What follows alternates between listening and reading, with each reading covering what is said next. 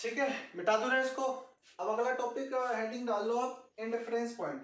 आपको मैंने बता दिया है कि आपको ईबीआईटी से ईपीएस तक कैसे पहुंचना है, ईबीआईटी में से ईबीआईटी से ईपीएस तक कैसे पहुंचना है। सबसे पहले ईबीआईटी आपको क्वेश्चन में जनरली दी होती है, ईबीआईटी में से सीधे सीधे पहुंच सकते हो आप ईपीएस तक। ईपीएस निकलता है earning available to equity share holder. Earning available to equity share holder को नंबर ऑफ इक्विटी शेयर्स, कितने नंबर ऑफ इक्विटी शेयर है, एक शेयर्स की अर्निंग्स निकल जाती है।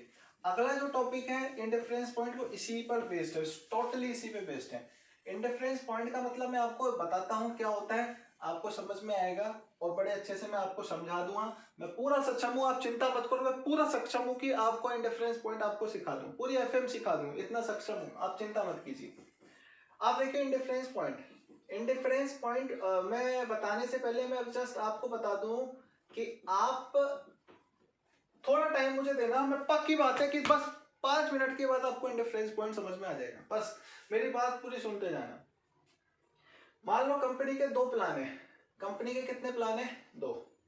एक प्लान ए है और एक प्लान बी है, एक प्लान बी है। प्लान ए में कुछ ईबीआईटी रहेगी, प्लान ए की कुछ ईबीआईटी रहेगी, प्लान ईबीआईटी लिखते हैं इसको, ईबीआईटी, इसकी भी कोई ईबीआईटी रहेगी, ठीक है। इसमें से इंटरेस्ट, इसका इंटरेस्ट I1 मान लूं मैं, या मैं इसको x मान लेता हूं कि इसकी ईबीआईटी x, इसकी ईबीआईटी भी x, इसको I2 मान लेता हूं। मतलब ईबीआईटी में से इंटरेस्ट कटेगा तो ईबीटी आएगा, x में से I1 घटा दो, इंटरेस्ट इसका माइनस हो गया, x में से I2 माइनस कर दो, इसका इंटरेस्ट माइनस हो गया। इसमें से टैक्स माइनस कर देते हैं एट द रेट ऑफ, जो भी टैक्स का रेट रहेगा, तो मैंने मान लिया t रेट है इसका, तो x माइनस I1 का t टैक्स है, टैक्स दोनों के लिए सेम है तो t टैक्स हो गया, x माइनस I2 का t टैक्स यहाँ भी है। अब मैंने इसमें से माइनस कर देना है, मतलब EAT आफ्टर टैक्स निकालना है। x माइनस I1 में से माइनस करना है x minus I1 into T, इधर से मुझे x minus I2 minus x minus I2 into T. अब देखो इसमें से आपको कॉमन दिख रहा है, x माइनस I1 कॉमन आएगा तो 1 माइनस टी बचेगा, x माइनस I2 कॉमन आएगा तो 1 माइनस टी बचेगा। अब इसमें से मैंने टैक्स माइनस कर दिया, प्रेफरेंस का डिविडेंड माइनस कर दो, प्रेफरेंस शेयर होल्डर वालों का भी तो भाई डिविडेंड होता है, तो प्रेफरेंस डिविडेंड माइनस कर दिया, इसका PD 1 मान लिया प्रेफरेंस डिविडेंड और इसका PD 2 मान लिया। जैसे ही मैं माइनस करूंगा, मैंने इसी को सिंप्लीफाई करके निकाला है, इसी पार्ट को सिंप्लीफाई करके निकाला है, तो इसका मतलब ये हो गया कि इसमें से माइनस करूंगा तो x माइनस I1 और 1 minus t minus preference dividend 1, x minus I2 1 minus t minus preference dividend 2, ये मेरे पास होगा earning available to equity share holder. अब मान लेता हूं इसके नंबर ऑफ शेयर N1 है, number of equity share N1 है, इसके number of equity share N2 है, number of equity share plan A के और प्लान बी के। तो इसका मतलब अगर मैं इसकी ईपीएस निकालना चाहूं तो x minus I1 1 minus t minus preference dividend 1 upon में N1 होगा, क्योंकि ईपीएस कैसे निकलता है, earning available to equity share holder upon में नंबर ऑफ इक्विटी शेयर। इसके निकालूंगा तो x minus I2 1 minus t preference dividend 2 divided by N2, बोलो हाँ या ना, बिल्कुल। आप ध्यान से देखो, दोनों की ईबीआईटी मैंने x ली है, तो इंडिफरेंस पॉइंट का मतलब वो होता है कि कितनी ईबीआईटी ली जाए दो प्लान की, जैसे ए और बी की, कितनी ईबीआईटी पुट करूं यहाँ पर, कितनी ईबीआईटी सेट की जाए कि दोनों की ईपीएस बाकी सब डिफरेंस होने के बाद भी दोनों की ईपीएस सेम आ जाए, मतलब ये दोनों की ईपीएस क्या आ जाए, सेम, दोनों की ईपीएस सेम होनी चाहिए। मतलब EPS of plan 1 plan A must be EPS of plan B. मेरे कहने का तात्पर्य यह है, देख लो कितनी गर्मी में पड़ा रहा हूं आपको, पंखा इसलिए नहीं चला रहा हूं कि वॉइस की क्वालिटी आप तक नहीं पहुंचेगी, आपके लिए इतनी मेहनत कर रहा हूं, थोड़ी सी मेहनत कर सकता हूं। इसका मतलब यह है कि दोनों की ईपीएस जो है इक्वल होनी चाहिए। वो लेवल ढूंढ लो ईबीआईटी का कि क्या वैल्यू रखूं, 1 लाख 2 लाख 3 लाख दोनों की वैल्यू सेम होगी कि ईपीएस दोनों के लिए इक्वल आ जाए। मेरी बात आपको समझ नहीं आएगी, मैं आपको एक छोटा सा एग्जांपल लेता हूं फिर बताता हूं। मान लो प्लान ए है, प्लान ए में नंबर ऑफ इक्विटी शेयर है 10,000, प्लान बी में नंबर ऑफ इक्विटी शेयर मैं ऊपर से लिखते जाता हूं, ठीक है। यहां से ये प्लान ए है और प्लान बी है। प्लान ए में नंबर ऑफ इक्विटी शेयर है 10,000, प्लान बी में नंबर ऑफ इक्विटी शेयर है 20,000। मुझे दोनों की ईबीआईटी नहीं पता कि कितनी ईबीआईटी होगी। मान लेता हूं यहां पर 1 लाख के डिवेंचर है, 1 लाख रुपए के डिवेंचर है 5% वाले, यहां पर 10% वाले डिवेंचर है 1.5 लाख के। ये मैं मान रहा हूं सब कि 5% डिवेंचर 5% वाले 1 लाख के, यहाँ डिवेंचर 10% डिवेंचर है 2 लाख रुपए के, ठीक है। इनके मुंह पे लिख देता हूँ 5% और इसके ऊपर 10%, ठीक है। मान लेता हूं मेरे पास जो टैक्स का रेट है वो है 30%, जो जनरली 30% ही होता है। मैं ये भी मान लेता हूं कि 10% प्रेफरेंस शेयर्स हैं 2 लाख के, यहाँ पर 20% प्रेफरेंस शेयर है 1 लाख के, ठीक है जी। इसका मतलब ये हुआ 10,000 इक्विटी शेयर 20,000 इक्विटी शेयर कि इस क्वेश्चन को हम यहाँ पर पुट करते हैं। उसने बोला है find indifference level, indifference point निकालना है, इंडिफरेंस पॉइंट। तो मैं आपको ये बोल रहा हूँ कि इंडिफरेंस पॉइंट वो पॉइंट होता है कि वो ईबीआईटी कितनी रखो कि दोनों के लिए ईपीएस सेम आ जाए। तो मैंने मान लिया कि x है, ईबीआईटी कितनी है x, इसी में मैं इंडिफरेंस पॉइंट बताता हूँ आपको। दोनों के लिए मैं ईबीआईटी x मान लेता हूँ, ठीक है। लो जी, दोनों के लिए ईबीआईटी मैंने क्या माना x, इसकी ईबीआईटी भी मैंने x मानी है और इसकी ईबीआईटी भी मैंने क्या मानी है x। माइनस करते हैं इंटरेस्ट, इसका इंटरेस्ट कितना बनेगा 5% के हिसाब से 50,000 रुपए का इंटरेस्ट आया ना। इसका इंटरेस्ट कितना बनेगा 15,000, 5% के हिसाब से 5,000, 5% के हिसाब से 5, इसका बनेगा 5% के 10% के हिसाब से 15,000, ठीक है जी। अब जब मैं इसमें से माइनस कर दूंगा तो x माइनस 5,000 EBT आ जाएगा और ये आ जाएगा x माइनस 15,000 EBT आ जाएगा। टैक्स का रेट है 30%, लो जी 30%, मतलब इसका 30% निकाल के माइनस करना है, इसका 30% निकाल के माइनस करना है तो इसका 70% नीचे बचेगा। हाँ जी, x माइनस 5,000 का 70% मतलब 0.3 लिख लो आप। इसको इस तरीके से लिखा जाता है। कैसे लिखा जाता है बता देता हूँ, x माइनस 5,000 और उसका 30% मतलब 0.3। इसी तरीके से x माइनस टैक्स रेट दोनों में सेम है, x माइनस 15,000 का 30%, तो इसका 30% ही होगा। जब इसमें से माइनस करोगे तो ये कॉमन आ रहा है, यहाँ करके दिखाता हूँ, मुझे पता है बड़े इंटेलिजेंट बच्चे हो। हाँ मैं दिखा देता हूँ फिर भी। ये लो x minus 5,000 minus x minus 5,000 का 30%, इसमें से ये दोनों कॉमन आ गया, x माइनस 5,000 कॉमन आ गया, यहाँ 1 बच गया और यहाँ 0.3 बच गया, तो ये आपके पास ये बच जाता है, ठीक है। इसी तरीके से जब मैं यहाँ कैलकुलेट करूंगा तो x माइनस 15,000, 1 माइनस 0.3 हो जाएगा। यहाँ 10% प्रेफरेंस शेयर है, मतलब 20,000 की आपके प्रेफरेंस डिविडेंड पेड करना पड़ेगा आपको। यहाँ 20% है तो यहाँ पर 20,000 आपको प्रेफरेंस डिविडेंड माइनस करना पड़ेगा। अर्निंग अवेलेबल कितनी आ गई x माइनस 5,000, 1 माइनस 0.3 माइनस 20,000, ये वाला। जब इसका निकालूंगा तो ये कितना हो जाएगा x minus 15,000, 1 minus 0.3 minus 20,000। EPS कैसे निकलेगा, x माइनस 5,000 उसका 1 minus 0.3 minus 20,000 divided by number of equity share, इसका 10,000 है और इसके number of equity share 15,000, 1 minus 0.3 minus 20,000, इसका नंबर ऑफ इक्विटी शेयर कितना है 20,000। इंडिफरेंस पॉइंट वो पॉइंट होता है जहां पर दो प्लान की ईपीएस इक्वल हो, बस इसको इक्वल कर दो, मतलब EPS of A equal to EPS of B.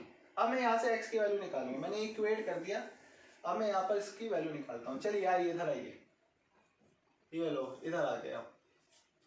x minus 5000, इसको मैं लिख सकता हूँ 0.7 माइनस 20,000 लिख सकता हूँ ना, डिवाइडेड बाई, यहाँ पर 1 लिख देता हूँ इसको, एक ये 2 बार ऐसे काट दूँ, हाँ जी काट दो। अरे यार मैं यहीं करके दिखाता हूँ, मुझे पता है ना बड़े इंटेलिजेंट हो, करके दिखाना पड़ता है आपको एक एक चीज, पहली क्लास की बेटा लिखो अनार, वैसे एक सिखाना पड़ता है। x माइनस 15,000, ये 0.7 हो जाएगा माइनस 20,000 डिवाइडेड बाई इसके 20,000 है। अब ऐसे नहीं काटते ना, प्रॉपर कैची वाला गुण करके मल्टीप्लाई करके निकालना।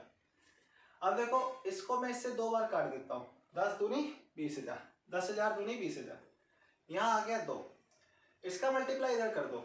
देखो इसका मल्टीप्लाई इसके साथ करोगे 0.7x, इसका मल्टीप्लाई इसमें करोगे 7 पंजे 3500, इसका मल्टीप्लाई ये हो जाएगा आपके पास 20,000, हाँ या ना। इसका मल्टीप्लाई इसके आगे 2 लगा दो, ठीक है जी, ये हो जाएगा 0.7x, 0.7x, 15 सत्ते 105, 10,500, 10,500 माइनस 20,000, इसके आगे जो होगा एक ही रहेगा ये वाला, ये हो जाएगा 1.4x, 35 दूनी 7, 7,000 माइनस 20,000, 20 दूनी 40,000, 20 दूनी 40,000, ठीक है जी।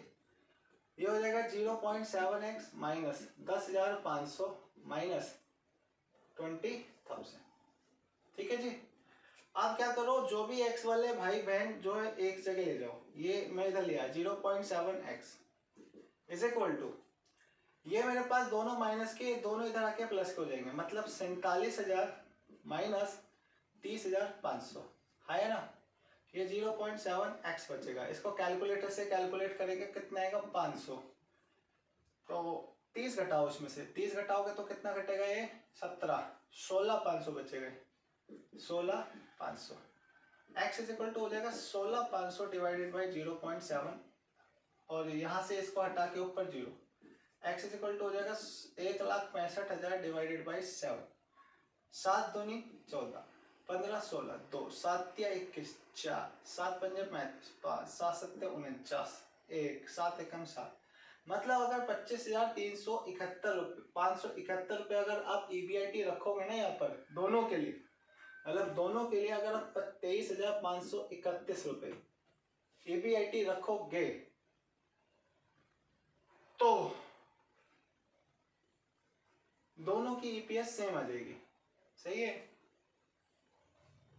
मतलब आंसर इतना ही आएगा ना, 7 दूनी 14, 1,65,000, हाँ ठीक है, मतलब दोनों की EBIT, एक एग्जांपल दिया है मैंने, एग्जांपल क्या पता मैच ना करे, लेकिन आपको पता होना चाहिए कि जब आप आंसर लगा रहे हो, मतलब EBIT जो आपकी आई है वो कितनी आई है 23,571, कैलकुलेशन मिस्टेक हो सकती है, आप कैलकुलेटर आपको अलाउड होता है प्रॉपर, तो मैं आपको वही बता रहा हूँ, डायरेक्ट कर सकते हो। देखो कैसे कर सकते हैं, यहाँ पर आपसे इंडिफरेंस पॉइंट पूछा है, आपको पता है EBIT में से इंटरेस्ट, क्या इसमें इंटरेस्ट है, हाँ 5,000, EBIT minus interest, 1 minus tax 0.3, minus dividend है, हाँ जी डिविडेंड है 20,000, इसके डिविडेंड के इक्विटी शेयर्स कितने 10,000 प्लानिंग के, इक्वल टू दूसरे वाले पे आ जाओ, दूसरे की EBIT, दूसरे का इंटरेस्ट कितना है 10% है 15,000, 1 माइनस टैक्स 0.3, दूसरे का डिविडेंड 20,000 डिवाइडेड बाय दूसरे के इक्विटी शेयर 20,000, लो जी दोनों की EPS सेम कर दो और यहाँ से x की वैल्यू निकाल दो, डिफरेंस पॉइंट आ जाता है। तो मैं आपको बस ये बताना चाहता हूँ, आप इसकी स्क्रीनशॉट ले लेना और प्यार से इसको देखना, 3-4 बार आपको पॉज करके देखना, हाँ कैसे कैसे मैंने बनाया। मैं ये कहना चाहता हूँ कि what EBIT must be set that gives the equal EPS of both the plan, मतलब इंडिफरेंस पॉइंट वो पॉइंट होता है कि EBIT का वो लेवल होता है कि किस लेवल पे EBIT के दोनों EPS सेम है। कुछ उल्टा पुल्टा बोल दिया क्या? अच्छा मैं लिख देता हूँ, इस बात को मैं लिख देता हूँ, प्रमाणित कर देता हूँ कि ये है क्या। इंडिफरेंस पॉइंट होता है, indifference point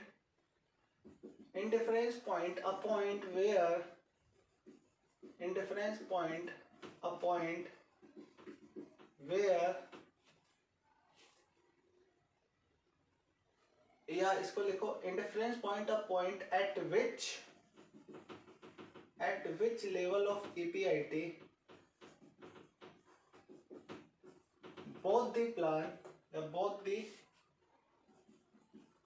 the plan at which level of EPIT both the plan gives equal EPS मतलब EPIT की क्या वैल्यू रखो कि दोनों प्लान की EPS सेम आ जाए। मैं मतलब प्लान ए प्लान बी की जब मैं बात कर रहा हूँ, प्लान ए और प्लान बी की जब भी मैं बात कर रहा हूँ, तो मतलब प्लान ए और प्लान बी की क्या EPIT की वैल्यू होनी चाहिए, वो कौन सी वैल्यू है, वो सेम होनी, वो भी सेम होगी दोनों की ए और बी की, कि वो कौन सी EPIT की सेम वैल्यू रखो आप कि दोनों की EPS भी सेम हो जाए, उसको हम इंटरफेरेंस पॉइंट। तो इसको निकालते कैसे, EPIT को मैं x मान लेता हूँ दोनों प्लान की, क्योंकि इसकी भी x होती है इसकी भी x होती है।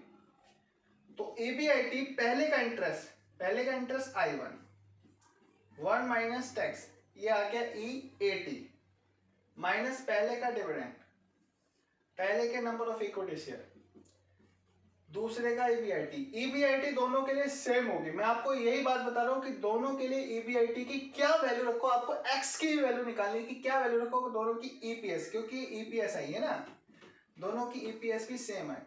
EBIT की कौन सी वैल्यू रखे कि दोनों की EPS भी सेम है, तो दूसरे की EPS निकालेंगे तो x माइनस I2, इसका इंटरेस्ट 2 होगा, माइनस इसका टैक्स, इसमें भी माइनस कहेंगे, EAT आ गया, इसका प्रेफरेंस डिविडेंड सेकंड वाला अपॉन में N2। इसकी डिस्क्रिप्शन में लिख देता हूं कि EBIT की क्या वैल्यू रखें, दोनों के लिए सेम निकल के आए कि वो क्या वैल्यू होनी चाहिए EBIT की, दोनों की EPS सेम आ जाए।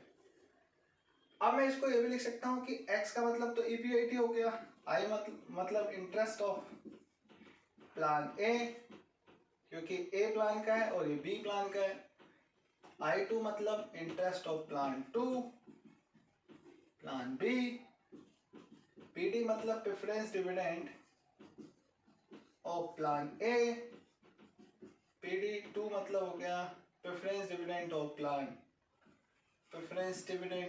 प्लान B, N1 का मतलब हो गया नंबर ऑफ इक्विटी